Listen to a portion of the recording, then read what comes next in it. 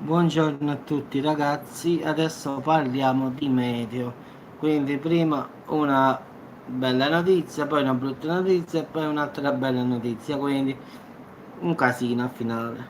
Quindi ragazzi, diciamo che fino al 17, cioè fino bello tranquillo in tutta Italia, quindi staremo un po' freschi, le temperature si sono abbassate un pochino e quindi in questi fino al 17 ragazzi respireremo.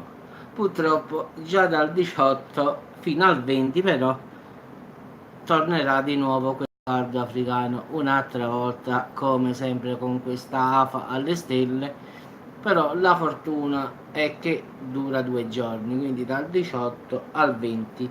In effetti durerà pochi giorni, ma le temperature aumenteranno di brutto ovunque, quindi aspettiamoci 2 giorni, 2 notti veramente insolite. Poi ragazzi, l'altra bella notizia.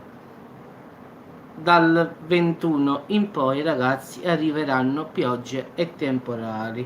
Così le temperature si abbasseranno un'altra volta, ragazzi, portando più o meno, diciamo, le temperature alle medie o almeno al di sotto della media stagionale. Quindi, ragazzi, una bella notizia, una brutta notizia e una bella notizia. Quindi avevo detto bene, quindi soffrire altri 2 giorni di caldo e poi arriverà di nuovo questo diciamo maltempo che porterà pioggia e maltempo quasi ovunque in tutta Italia, quindi credo, come si dice da noi ragazzi, perlomeno qua a sud, o prima acqua d'Augusto è Vierno, cioè la prima acqua di agosto è l'inverno.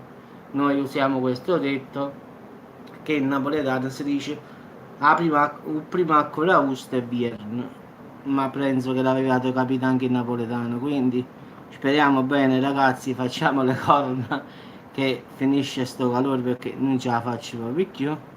E ragazzi, come sempre ci aggiorneremo sperando che stavolta tutti i metodi dicono così, ci azzeccano stavolta.